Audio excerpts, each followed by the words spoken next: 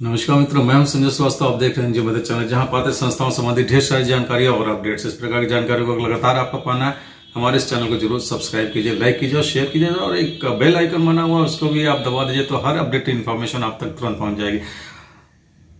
2020 और 21 का financial year का एंडिंग आ गया है।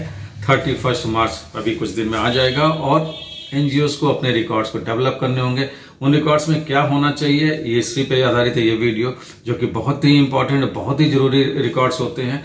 और बगैर इसके आप आगे बढ़ नहीं सकते हैं, बगैर इसके आप कहीं प्रोजेक्ट अप्लाई नहीं कर सकते, बगैर इसके आप अपने बारे में बता नहीं सकते, बगैर इसके आपको बता नहीं जा सकता कि आपके पास, आपके ऑर्गेनाइजेशन के पास कितना अनुभव है।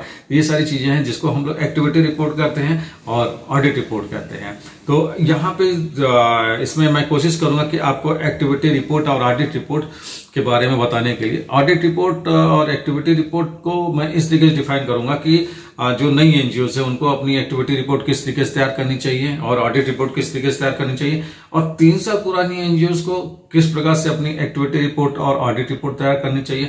और वो एनजीओ जो कुछ फंड पाई हैं सरकार से या फॉरेन से या सीएसआर का, उनको अपनी एक्टिविटी रिपोर्ट और ऑडिट रिपोर्ट किस तरीके से तैयार करनी चाहिए। तो सबसे पहला मैं शुरू कर रहा हूं कि वो एनजीओ जो नई आई हैं, जो इस फाइनेंशियल ईयर में रजिस्टर्ड हुई हैं, चाहे वो 2020 के अप्रैल में रजिस्टर्ड हुई है, चाहे 2020 के सितंबर में रजिस्टर्ड हुई है, चाहे 2021 के जनवरी में रजिस्टर्ड हुई है, लेकिन वो 2021 में रजिस्ट्रेशन उनका माना जाएगा। इसलिए उनकी एक्टिविटी रिपोर्ट 2020-21 की तैयार होगी और 2020-21 की ऑडिट रिपोर्ट भी तैयार होगी। अब हम ये देखते हैं कि हम लोग, अक्सर लोग कहते हैं कि भाई मेरे पास तो कोई फंड नहीं था इसलिए हम लोगों ने कुछ भी नहीं किया, लेकिन ऐसा कुछ नहीं है। आपने आपके ऑर्गेनाइजेशन रजिस्टर्ड कराई है, वहां से आपका मीटर शुरू हो गया है, और आपको अपना activity report, audit report maintain करना ही पड़ेगा। अगर आपने प्रोग्राम नहीं कुछ किया है तो ये सीधे दिखाएगा कि आप लोगों ने कुछ भी नहीं किया हुआ है। तो फिर कल की डेट में आप किसी प्रोजेक्ट के लिए अप्लाई नहीं कर सकते, इसलिए प्रोग्राम तो करना ही पड़ेगा। प्रोग्राम जो आप लोगों ने किया उसको एक्टिविटी रिपोर्ट में दर्शाना होगा। तो यहाँ पे हम लोग कोशिश करते हैं किस तरीके से एक्टिविटी रिपोर्ट तैयार की जाएगी उसके बारे में बताने के लिए। तो सबसे पहला ये पॉइंट देखते हैं कि अगर आपके ऑर्गेनाइजेशन नहीं है और एक्टिविटी रिपोर्ट बनाने जा रही है फाइनेंशियल ईयर के एंड में, तो उसको किन किन बातों का ध्यान रखना होगा। सबसे पहले तो आप अपनी एक्टिविटी रिपोर्ट को 2020-21 को एक अच्छे तरीके से सुंदर सा एक कवर बनाएंगे, और उस कवर में जिस तरीके से अपना लोगो है या जो भी स्टाइल है आपका अपना तैयार कर सकते हैं। उसके बाद आप अपने ऑर्गेनाइजेशन का एक ब्रीफ लिखेंगे कि ऑर्गेनाइजेशन का बैकग्राउंड क्या रहा है, और जो इसमें मुख्य व्यक्ति हैं उनका क्या उसमें एक्सपीरियंस रहा है। हल्की फुल्की आप अपने लीगल स्टेटस और प्रोफाइल भी लिख सकते हैं, विजन और मिशन भी आप लिख सकते हैं, और ये आप ये भी दे सकते हैं कि आपका फोकस एरिया क्या है। ये सारी चीजें आप लिख सकते हैं। उसके बाद अगर हम आते हैं, यहाँ पे शुरुआत होती है आपके पहली एक्टिविटी की। तो जो भी आप लोगों ने पहली एक्टिविटी की हो, कोई कैंप ऑर्गेनाइज किया हो, कोई कैंपेन चलाया हो, कोई कार्यक्रम की शुरुआत की हो, या किसी सेंटर की शुरुआत की हो, उसको सबसे पहले लिखते हैं। और एक चीज और ध्यान रखिएगा, जो भी प्रोग्राम किया हो, जो भी कैंपेन किया हो, या किसी कार्यक्रम की शुरुआत की हुई हो, उसमें फोटोग्राफ जरूर होने चाहिए। अब आप ध्यान से सुने कि फोटोज किस तरीके से लिए जाते हैं। फोटोज लेते हो तो हमेशा इस बात का ध्यान रहे कि जिस भी प्रोग्राम की फोटो रहे उसमें आपका बैनर जरूर दिखाई दे, बैनर पे डेट दिखाई दे, प्लेस दिखाई दे। बैनर में जो भी चीजें लिखी हुई हैं ऑर्गेनाइजेशन का नाम, वो बहुत क्लियर है, क्योंकि यही आपको बताएगा कि हाँ आपका प्रोग्राम यहाँ पे आप लोगों ने किया हुआ है। तो ये, और तो जो भी डिस्क्रिप्शन लिखे उसके साइड में चाहे थोड़ी फोटोज डाल सकते हैं, एक आध फोटो डाल सकते हैं। ज्यादा डाल देंगे तो कल की डेट में आपको जब कभी 3 साल पुराने ऑर्गेनाइजेशन हो जाएंगे तो 3 साल की एक्टिविटी रिपोर्ट बना के एक फाइल बनानी होगी, तो ढेर सारे पेजेस हो जाएंगे, ढेर सारी इमेजेस हो जाएंगे, तो बहुत हैवी हो जाएगी और ऑनलाइन कहीं भेजने में बहुत दिक्कत होगी। इसलिए बात का ध्यान रखेंगे। बहुत ज्यादा इमेज नहीं, लेकिन आप चाहें तो जितना भी हो सके उसको डाल सकते हैं। तो वहां पे आप डालें और डिस्क्रिप्शन लिखें कि जो भी, जैसे मान लिया आप लोगों ने कोई अवेयरनेस कैंप किया हो, तो अवेयरनेस कैंप कहाँ पे किया है, किसी के साथ कोलैबोरेशन करके किया है तो उसके बारे में, किसी कंपनी के साथ कोलैबोरेशन करके दिया है तो उसको जरूर साथ में नाम दीजिए, और किन लोगों के लिए किया है, कितने टाइम का था, ड्यूरेशन मतलब, और इसमें पार्टिसिपेंट्स किस टाइप के लोग थे, और गेस्ट कौन कौन से थे, इसका आउटपुट क्या रहा, मतलब बेनिफिशरीज क्या कितने हुए, इससे क्या फायदा मिला उनको, इसको लिखना है। तो बहुत अच्छे से एक अच्छी लैंग्वेज में कोशिश जरूर कीजिएगा कि इसको इंग्लिश में लिखिए, क्योंकि ज्यादातर इंग्लिश में चीजें चलती हैं। अब जो भी इसको कह लीजिए कि हिंदुस्तान में इंग्लिश का थोड़ा सा ज़्यादा ही चलता है। तो यहाँ पे आपको अपने इंग्लिश में ही आपको इसको तैयार करेंगे तो आगे आपके लिए बेटर होगा। अदरवाइज जो आपकी लैंग्वेज उसमें तैयार कर सकते हैं, कहीं ऐसा नहीं कि नहीं लिया जाएगा, लेकिन इंग्लिश रहेगा तो थोड़ा सा प्रिफरेबल होती है ये चीज़ें।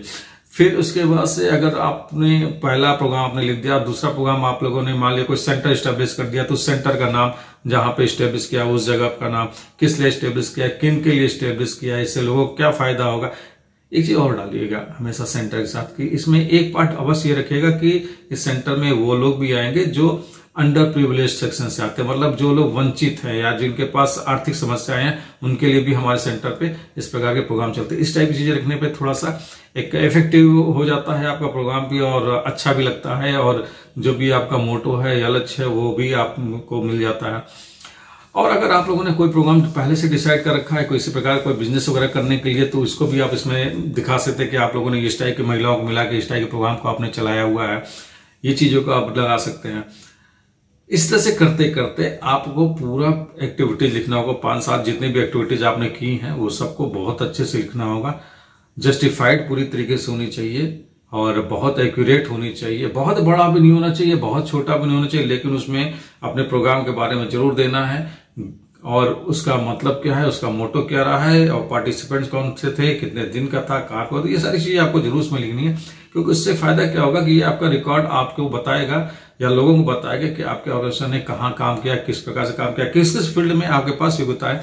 एक चीज और मैं बताना चाहूंगा कि नई ऑर्गेनाइजेशन को कोशिश ये करनी चाहिए कि करीब करीब शुरू में हर फील्ड में अवेयरनेस कैंप वगैरह टाइप की चीजें को करें, जैसे हेल्थ में भी कर ले, इन्वायरमेंट में भी कर ले, योगा भी कर ले और स्किल ट्रेनिंग प्रोग्राम भी चला दें। तो कि क्या होता है कि कल की डेट में आपको जब कहीं प्रोग्राम के लिए अप्लाई करना होता है तो आपके पास एक एक्सपीरियंस हर टाइप का रहेगा, तो आपके लिए इजी हो जाएगा ये कहने के लिए कि आपके ऑर्गेनाइजेशन के पास इस प्रकार का अनुभव है। क्योंकि वहां पे रिकॉर्ड में लिखना होता है कि अगर आपने पीछे 3 साल में प्रोग्राम को चलाया हुआ है तो उसको लिखिए। तो ये चीज आप कर लीजिए तो आपके लिए बहुत बढ़िया रहेगा। इस प्रकार से आपका पूरा एक्टिविटी रिपोर्ट आपकी तैयार हो जाएगी। और जैसा हमने बताया कि पहले भी आपको सारे पेजेस पे अच्छे तरीके से अच्छी लैंग्वेज में करना है, पहले छोटा सा प्रोफाइल लिखना है, ये सारी चीजें आप करके एक अच्छी एक्टिविटी रिपोर्ट तैयार कर लेंगे। एक्टिविटी रिपोर्ट के अंत में आपके ऑर्गेनाइजेशन के जो भी मुख्य व्यक्ति हैं उनके सिग्नेचर या फिर सील वगैरह लग जाएगी, तो इस तरह से वो कंप्लीट आपका एक्टिविटी रिपोर्ट बन जाएगा। अब आपको ऑडिट रिपोर्ट अच्छा एक चीज और मैं बताना चाहूंगा कि ऑडिट रिपोर्ट हमेशा एक्टिविटी रिपोर्ट बनाने के बाद ही ऑडिट रिपोर्ट के लिए दें। उससे क्या होता है कि एक्टिविटी रिपोर्ट जब आप लिखते हैं तो आपको उसके पूरे क्या एक्सपेंसेस रहे हैं ये क्लियर हो जाता है। तो आपको क्या करना है कि जो भी आपने एक्टिविटी रिपोर्ट और प्रोग्राम्स दिखाए उस प्रोग्राम की लिस्ट तैयार कर ले, उसके एक्सपेंसेस अलग दिखा दे। अगर उससे रिलेटेड बिल वाउचर है तो वो भी इसकी भी एक फाइल तैयार कर ले। ये सारी चीज लेके आप अपने चार्टेड अकाउंटेंट को जब देंगे तो उनको भी ऑडिट करने में, ऑडिट रिपोर्ट तैयार करने में बहुत आसानी हो जाएगी। और उनको आप इन चीजों को जरूर ध्यान रखिएगा कि जो सारे एक्सपेंसेस होते हैं उस एक्सपेंसेस में आपके एक्टिविटीज के एक्सपेंसेस ज्यादा होने चाहिए, एडमिनिस्ट्रेटिव कास्ट कम होना चाहिए। एडमिनिस्ट्रेटिव कास्ट का मतलब क्या हुआ कि जिस चीजों में जैसे रेंट है, सैलरी है, ट्रांसपोर्टेशन है, जो भी इस टाइप के खर्चे हैं ये कम रहे, लेकिन जो खर्चे फील्ड में हुए हैं जैसे एक्टिविटी कराया आपने, कोई प्रोग्राम ऑर्गेनाइज किया है, अवेयरनेस कैंप किया है, हेल्थ कैंप किया है, कोई इंस्टीट्यूट चला रहे हैं, इस पे एक्सपेंसेस को ज्यादा दिखाएं क्योंकि ये ज्यादा मैटर करेगा और यही आपको आगे तक लेके जाएगा। ये सारी चीजें जो अभी आप शुरुआत में बहुत लोग नहीं जानते, बहुत ज्यादा लोग नहीं जानते हैं, उनको ये चीजें बाद में फेस करनी पड़ती है। क्यों ना हम लोग शुरू से कुछ ऐसी तैयारी करेंगे आगे कोई चीज फेस ना करनी पड़े। कल की डेट में जब हमारी ऑर्गेनाइजेशन इस लेवल पर आ जाए कि हमें प्रोजेक्ट लेना हो तो हमें हर चीज को प्रूफ करने में, जस्टिफाई करने में बहुत आसानी हो, किसी प्रकार कोई कष्ट ना हो। तो ये सारी चीजें थी मित्रों जो मैं बताना चाहता। आगे की वीडियो में मैं निश्चित रूप से आप लोगों को बताऊंगा कि 3 वर्ष पुरानी ऑर्गेनाइजेशन को किस तरीके से तैयार करनी चाहिए और जो ऑर्गेनाइजेशन ने कोई प्रोग्राम पाया हो उसको किस तरीके से करनी चाहिए। इसी के साथ मैं इस वीडियो को अंत कर रहा हूँ और फिर नेक्स्ट वीडियो में हम लोग मिलते हैं।